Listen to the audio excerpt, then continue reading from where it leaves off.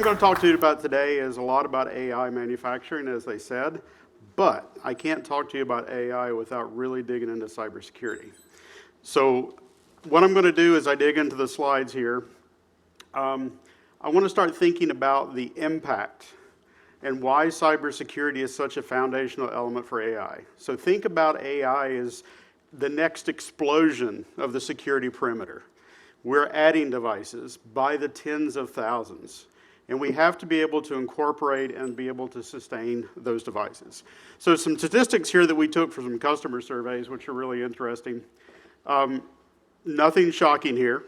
89% talk about how critical cybersecurity is.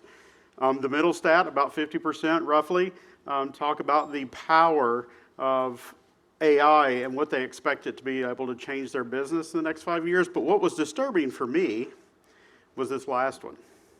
So we talk about the convergence of IT and IoT, or IT and OT.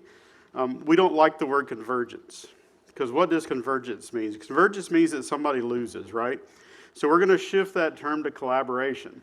And that's going to be absolutely critical as we go forward into this next wave or next era of AI. So, the whole notion of OT modernization, extremely, extremely important, and it's become a boardroom conversation. It is a priority of IT.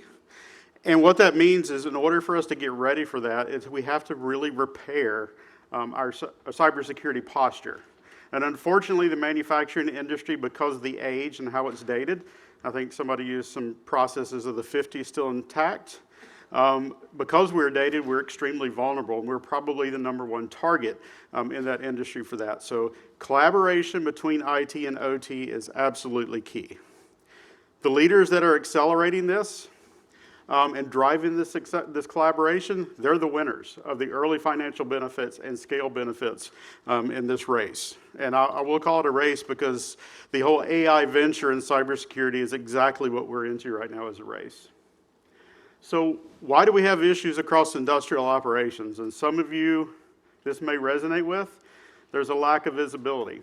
And you're going to hear me talk about that extensively, because without visibility, I might as well sit down, right? Because I can't have a further conversation if I can't see a device, I can't protect it, right? There's vulnerable assets out there. You could probably go out to a lot of our manufacturing industry, and it's the who's who or Smithsonian of operating systems. A lot of them are no longer patchable, right? So that means that I have to put compensating controls in my infrastructure to be able to protect those devices that are known vulnerable assets. There's often big flat networks that we don't segment properly, and some of that goes back to the root of lack of visibility. If there was segmentation done, it was a point in time. We need solutions going forward that offer dynamic segmentation based upon how things changes in the environment. We also have, typically in the OT environment, we have a limited skill set for security. And why is that? What do OT care about? They care about making devices, getting production out, how efficient is the business running. It's not that they don't care about security, but it's not been a core focus. The other thing is poor access control. How do I give access to the person who needs access to the device when they need it? I have to be able to control that. Goes back to visibility again. That means I need visibility of the person, I need visibility of the asset, and I need visibility of what's normal communication between those assets. And then an ineffective workflow between OT and IT, and I joke and call this our Dr. Phil moment, because we have conflict there. And the conflict, I would just gander to say it's 90% of the time it's collaboration or lack thereof. And it's a not understanding that environment between each other's workflow. Now, to address these top priorities in manufacturing, I'm going to dig into security first. We're going to move on to artificial intelligence. We're going to talk about reliable connectivity, and then we're going to talk about the whole notion of bringing IT into OT, or that skill set in, and providing that overall observability in the infrastructure. So first, let's talk about security. So why is it a challenge to secure this environment? If you look at that picture there, you see all these different colored boxes. Those are different eras of a manufacturing plant. That means it's different vendors potentially. There's different parts of the network. There's organic acquisitions. And what have we historically done, which was the easy thing, is try to bolt them all together. But what that brings to us is a lack of inefficiency and inherently a security risk. So when we start looking at applying security to that infrastructure, it's hard to scale it. It's extremely complicated. And it leads to the dreaded shadow IT problem. Because people are, in OT, they need to get things done. So I'll pull in a DSL connection or a cable modem connection because I need outside connectivity. I'm not having any luck getting it through IT. Well, that is another Swiss cheese or a hole in our security, if you will. Now, historically, how have we viewed IoT? Very siloed approach, right? And I like to call the OT world the black box. We didn't know what was going on in there from an IT perspective. We didn't know what was coming in and out. So what we did is we built a wall around it. And we put guard towers, and we dug a moat, put alligators, and any other thing that we could keep things from coming in and out. And just hoped. We crossed our fingers. Hope nothing got in and out. We all know this whole cybersecurity battle, somebody will get over the best defenses that we can put around it. So what we're proposing here is we need visibility inside that box.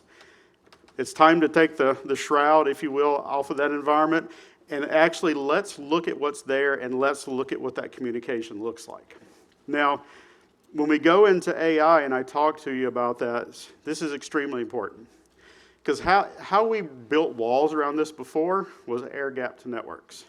That means I didn't connect my corporate environment to my OT. Because in theory, if I separate them, there's no problem.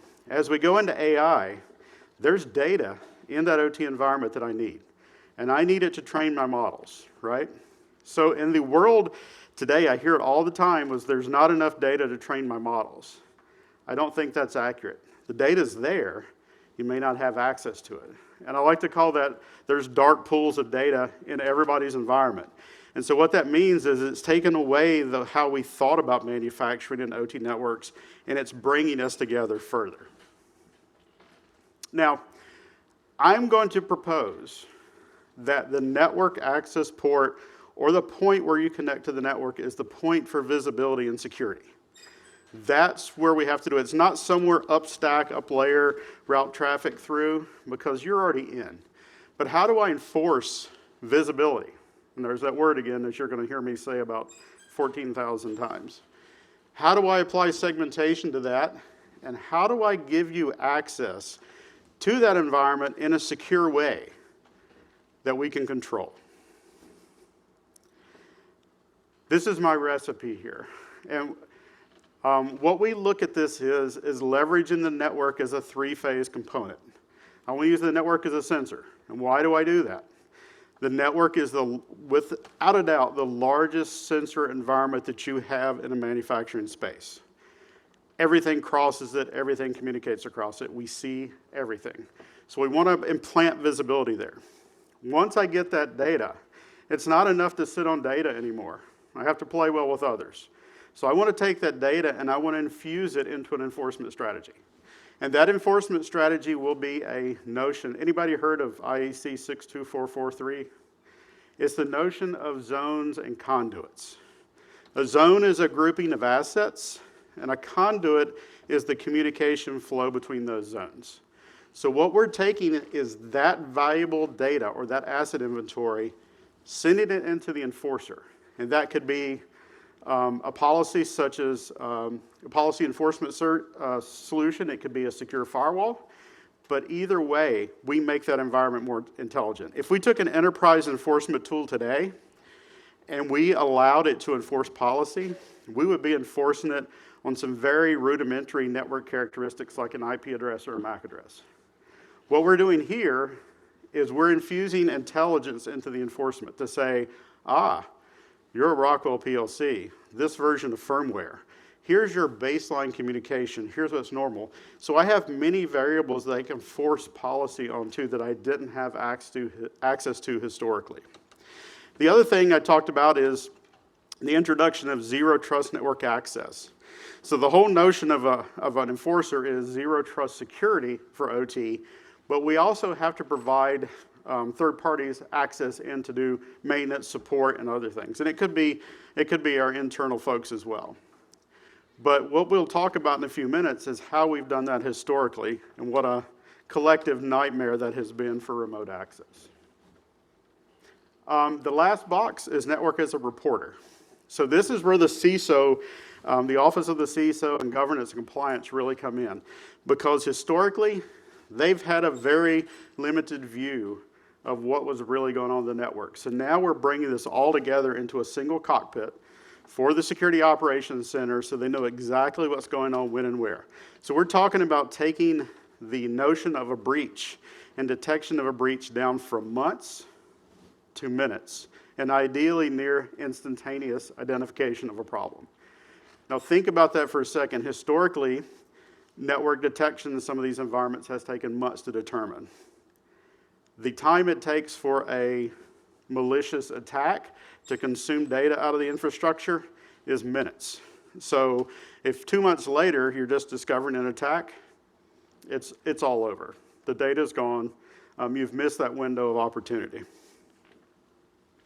Now, to do this, I'm going back to the word visibility again, right? So everybody heard of the Purdue model, I'm sure.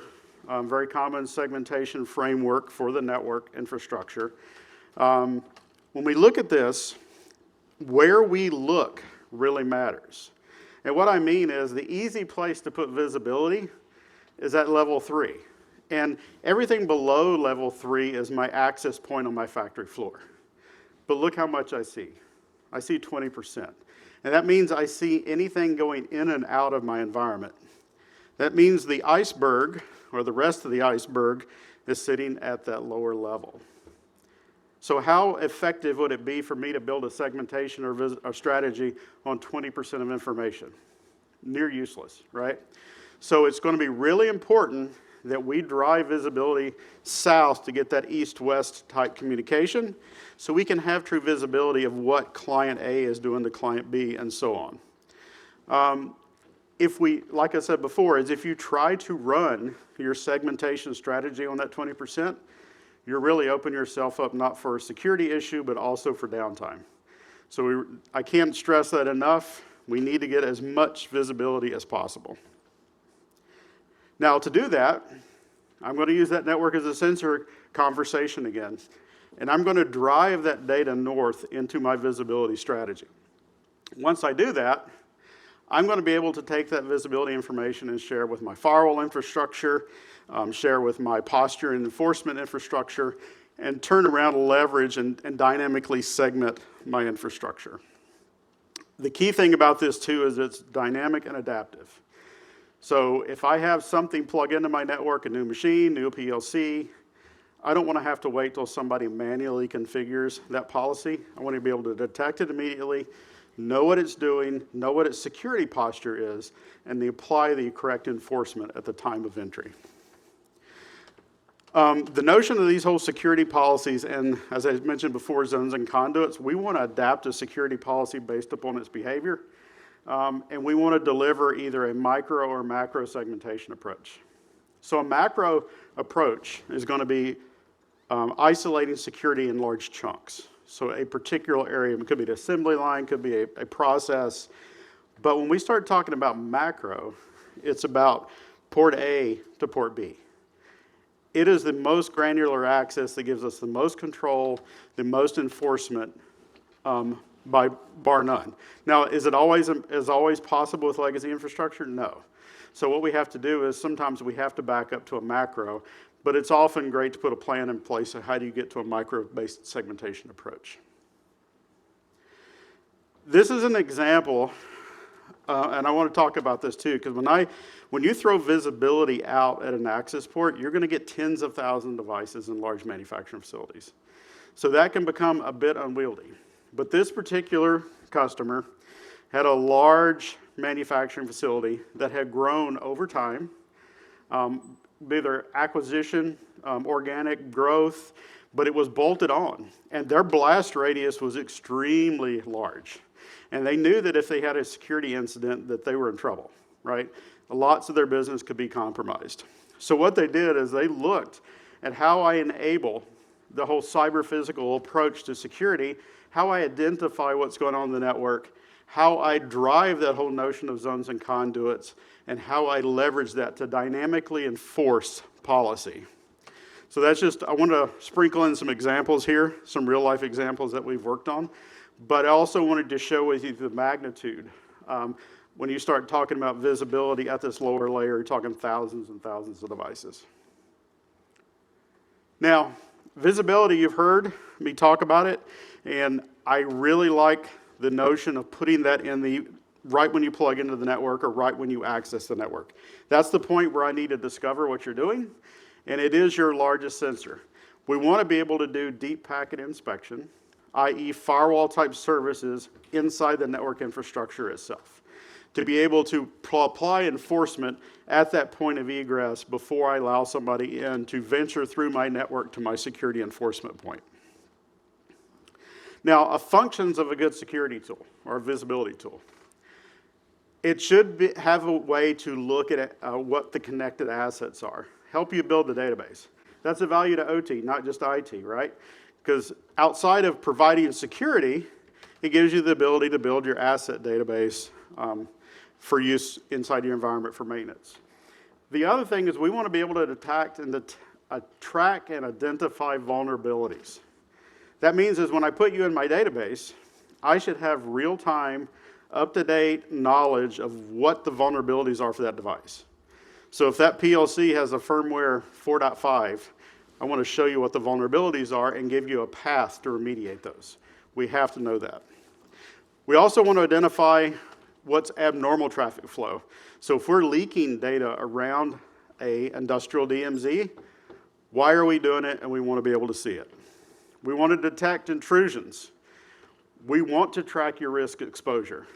You need to know how at risk you are, whether you can fix it or whether you have to put compensating controls around that asset. And with any good technology, we need to be able to measure. You need to be able to run reports, to be able to provide that to compliance organizations and such, especially when you're talking to the defense industry on how we're going to be able to report that information back.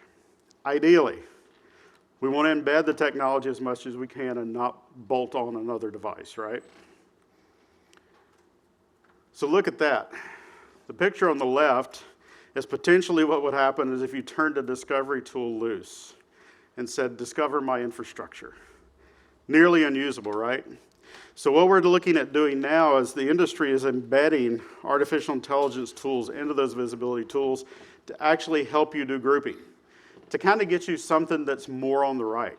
So you can visualize the zones, visualize the devices, and visualize the traffic flow. So one of my big considerations when you're evaluating these tool sets is look at a way or a tool set that offers AI integration for that grouping.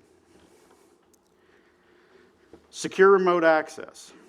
So this is an interesting graphic because the OT side of the business would often come and say, I need access for an OEM to come in and remotely support this device. And as you can see, a SI or an OK, I think they probably use some other four-letter words when that request comes in because there's a ton of work they had to do. VPNs, access to jump servers, firewall policies, and the list goes on. What happened at the end of that event, and I was guilty of this when I grew up in the manufacturing world, I didn't close the door. That door would hang around for months or years. So what we're looking at now is to provide a way, and I'll kind of paint the panacea here, is to provide a way to zero trust that information into the network. So you drive that gateway point of access all the way down to the node, back to that whole notion of where you plug into the network. So I want you encrypted in a tunnel until you get to where you need to be. Now, half the story. So what if that access was something that you could self-service schedule? What if that access was something that would deliver remote access right to the machine that you wanted and deliver you the access credentials So me as a third party, I don't know what my credentials are. You configured that. And you're going to define the protocol. So I'm going to give you SSH to actually go to that particular device. You could do nothing else. And Big Brother's watching. So I'm going to monitor your session. I'm going to record it. And if I'm watching and you're doing something that I don't like, you're out. One click of the button, terminate the access. The other beautiful thing is, back to the problem of not tearing it down, it's a schedulable session. So I'm going to schedule you from 1 to 2. At 2 o'clock, that entire policy is wiped out and you're gone. But it gives you full control of what's happening into the network as you pull over third-party remote access into that environment. The other thing is cross-architecture visibility. So when we think about cross-architecture visibility, this is where I talked about the office of the CISO was extremely ecstatic about having this. So suddenly I have complete IT and OT visibility across the board of what's going on. So a single cockpit gives you all your MITRE attack information, your correlation rules, NERC SIP reports. If you're a utility, all of those type things come into play in a single cockpit. And instead of having that whole siloed approach of information. Now, we've talked a lot, I know this is an AI session, so I've talked a lot about security, right? So I'm going to dive into AI. So what did I say before? We have the data that we need to train AI. We don't have access to it. So all of that was framing up to this point. When we look at AI, what are the big things that are going on right now across the industry in AI? One of the biggest that we see is the whole notion of machine vision or computer vision, right? And that's an evolutionary journey that we'll talk about in a second. But that really means that I am going to bring a huge influx of cameras into a manufacturing process to actually monitor quality and the assembly of applications. So what that means is if I've got a round cylinder or a square box, how many cameras do I need to see all edges at any given point? I'm going to introduce thousands of video streams onto my infrastructure, which is going to be really important as the whole rest of the AI story unfolds. So think about if I had one customer that said that one short assembly line, they added 1,500 cameras at 4K stream. That's a lot of bandwidth. I have to be able to coexist with the other types of traffic that are historically latency sensitive. All my PLC devices, my HMI controls, all of that type of stuff has a latency sensitive component, and I have to be able to incorporate that. The other thing is virtualization of clients on the floor, taking a lot of the clients out and virtualizing that services back to the data center. Another big wave is virtualization of PLCs. The notion that I'm going to take a PLC and put it somewhere else in the network as a piece of software, not a physical hardware device. That has some implications of which we'll talk about in a second. And then the final is the whole notion to edge to cloud. So how do I bring edge compute, digital twins, the MES, other things down right to the edge and communicating to the cloud? Another security problem, right? How do I allow devices out to access the cloud? And I heard somebody talking this morning, I think it was the first presenter that talked about devices need to get access to the internet, but how do we police them? How do we provide more security, more protection? So first of all, my notion of AI is, I'm gonna do a little physical play here on the human body.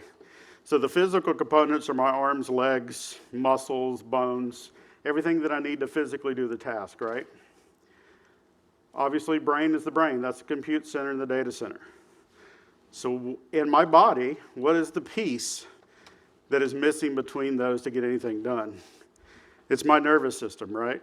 So without that nervous system that operates quickly, without delay, and I'll stick my finger on a hot stove, I need to know that it's burning immediately, right? I don't have any delay. This is my look at an AI infrastructure. And I think the piece, why I'm passionate about it, I think that middle piece is often forgot. It's easy to look and invest in the sexy AI application to do the thing at the edge, but if we don't have what's in the middle, then we don't have a successful implementation. Now, the evolution of the network machine. So when we start talking about these vision systems, historically, vision systems have been around, but they've been contained. So they've been contained right to a machine or a pod on the assembly line. With AI, we're bringing in the whole notion of learning, training, inferencing, and it's done at a central location. So that means all these cameras that were probably connected to a local controller on the assembly line now are network devices. Huge implication on security, huge implication on bandwidth, huge implication to delay and latency on my manufacturing floor. So what we're looking at is we're bringing these high bandwidth network systems in is how do I scale the infrastructure and how do I provide what we call network interleaving to allow you to insert, to allow me to interrupt those heavy flows to make sure that control traffic actually is successful. The other thing is the emergence of the virtual PLC.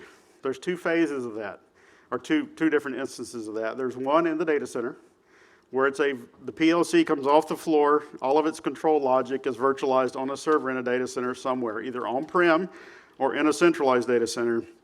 And then there's the whole notion of virtualizing a PLC on ruggedized compute right at the manufacturing line.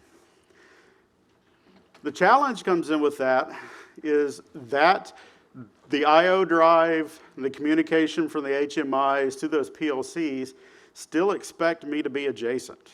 That means they expect me to have the same response time and the same proximity to my devices. So when I move them to a different point in my infrastructure, I have to have the tools to actually confuse them, to say, oh, you are side by side, even though they could be miles apart.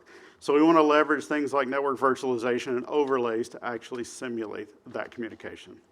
And this is about where a deterministic latency is important. It has to be all the time. It's not, we can have these peaks and valleys in performance and latency. It has to be consistent, and we have to be able to determine what it is.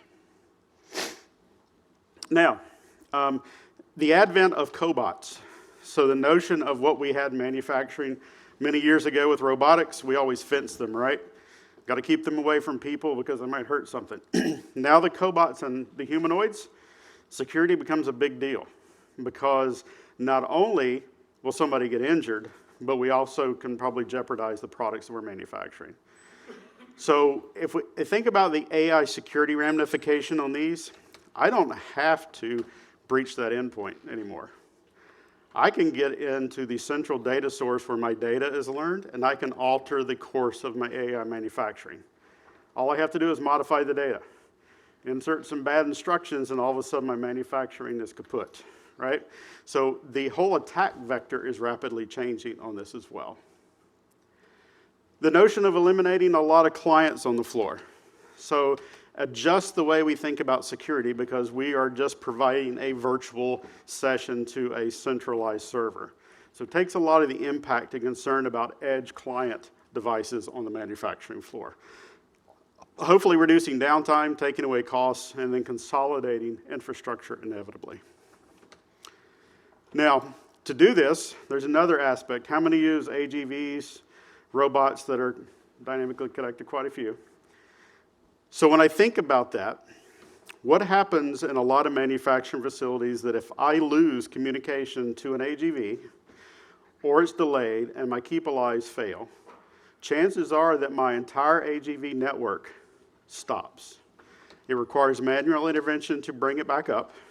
And we've had several customers that have used legacy technologies like standardized wireless that have dropped those connections and come to us and said we need help. So we're introducing concepts of ultra-reliable wireless type connectivity. That means I have a zero loss type network connectivity. That means I roam without losing packets.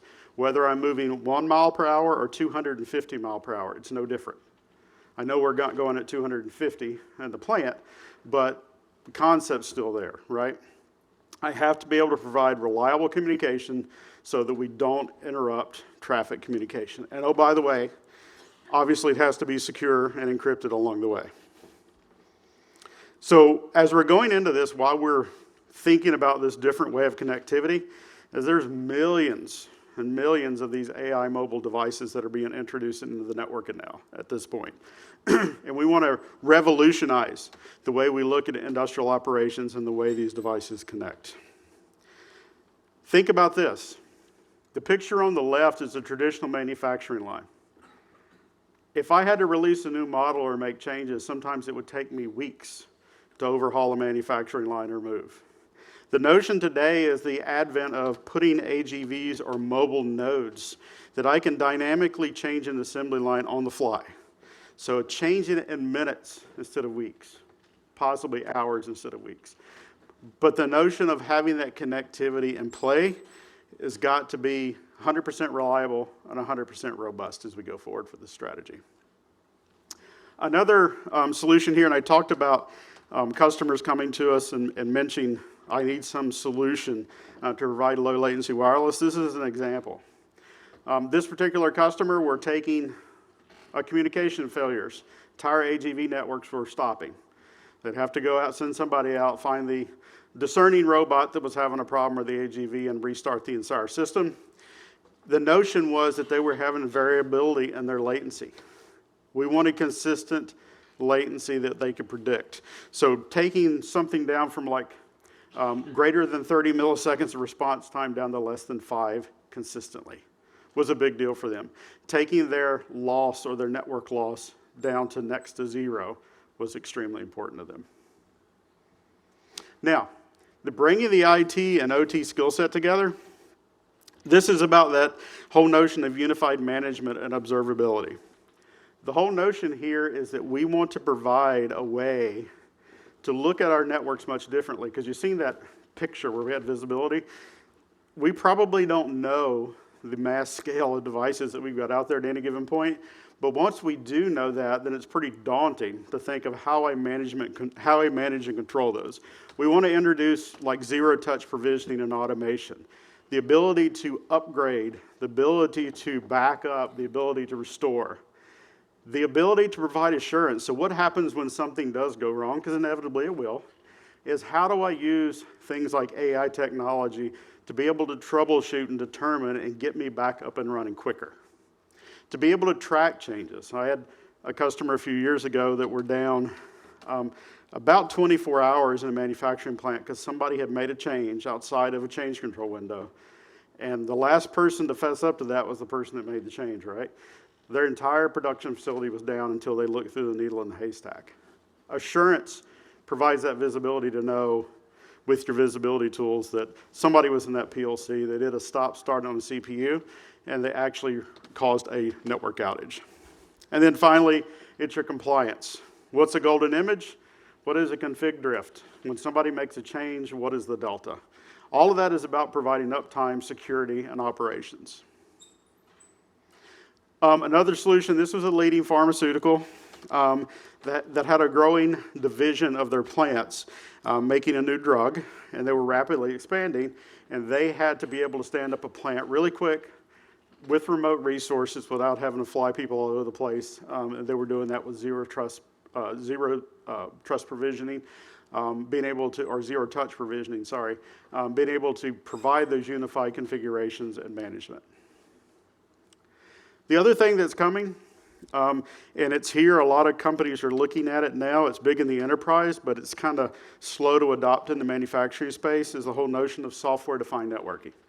This becomes really important when we start virtualizing the environments. When you start virtualizing the environments, moving me away from my traditional footprint, as I have to convince the network that there is a way that I'm actually adjacent to the device, and I'm not across the state and across the city, providing that way to assume that that's latency. So I won't spend a lot of time there, but I wanted you to be aware that you're going to hear software-defined networking as a much more adaptive conversation as we go forward.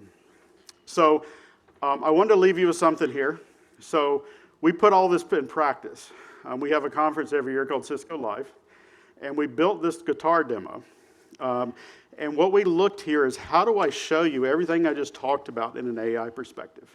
How do I take computer vision, and in that top left, we were looking for scratches, surface scratches on a guitar. And what we were doing is we were using historic edge type virtualization to be able to do that. And we had tons of cameras looking at all angles, using AI to say, that doesn't look like the image that I learned.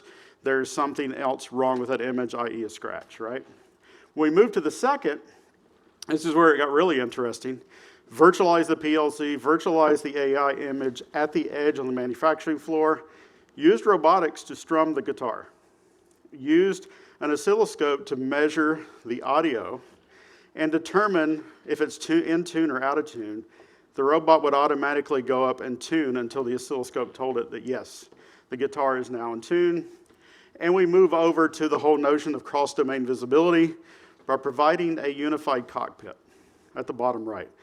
Not only is what's going on in security, but what is going on in my entire plant, entire operation. So we wanted to be able to show that operation, kind of put, and I think somebody used eat our own dog food or drink our own champagne, but we wanted to be able to show you that we could put all of these practices in play on the floor. Now, just to wrap up, and I'll take some questions. What we talked about is addressing these top priorities. Visibility, network as a sensor, enforcer, reporter, zero loss connectivity, and then cross-domain architecture visibility, which is absolutely imperative. So with that, and I'm getting about 10 minutes, we will take some questions if there's some.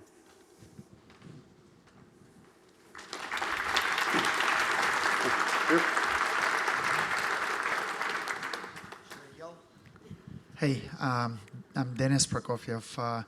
I'm CTO for Industrial Assets for C3AI. Okay, so we deal with industrial customers, very large companies. Just wanted to echo your point on visibility for AI. Just to give an example from energy industry. One very reputable company pumping about 5 million barrels a day. So it's what, $400 billion in terms of revenue. Was instrumenting the AI system, autonomous AI system on their wells, okay? So how to tune the pump strokes, how to produce this well more efficiently. They thought that they can achieve 10% more production, which is $5 billion offshore platform equivalent, okay? So they trained those 1,000 models, deployed them at the OT, and they realized that, those wells, they change their production, okay? They change the environment, and they have to retrain the models all the time. So every other week, they would have to send somebody to the OT center with a hard drive and install those retrained models. And then they started to do it every 3 days, and then they started to do it every day. At which point, the control center shut the doors down. Okay, so great points on the necessity of the visibility for AI. It's a two-way street, so yeah, fantastic presentation. Yep. Thank you. Thank you.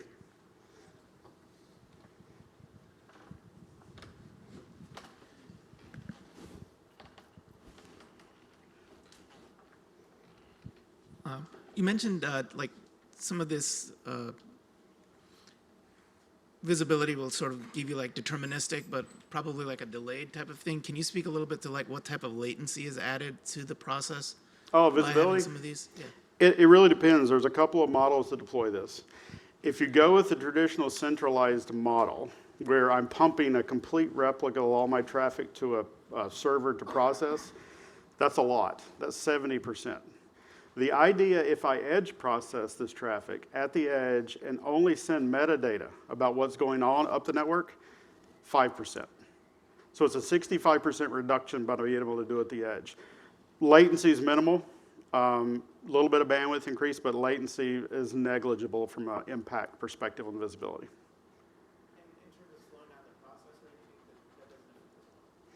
What we're doing is on the switch infrastructures, we are actually carving out dedicated hardware just to do that.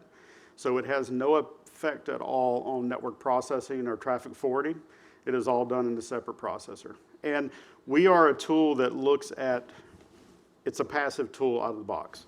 So if you talk point A to point B, we immediately know who you are. The whole notion of us, those in the security film, you know that if I turn a security tool loose and say, go scan everything, the impact of that can be catastrophic. So yes, if you're in a maintenance window, can you take our tool and scan? 100%. But we like to be passive because in this environment, there's a lot of sensitivity in the manufacturing environment, we can have a lot of impact. But the notion, why I'm so big, if you look at 70% versus 5%, that's huge.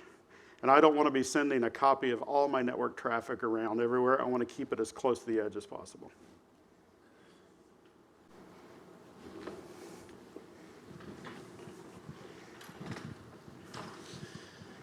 Hey, Kevin, thanks for the presentation. That was great.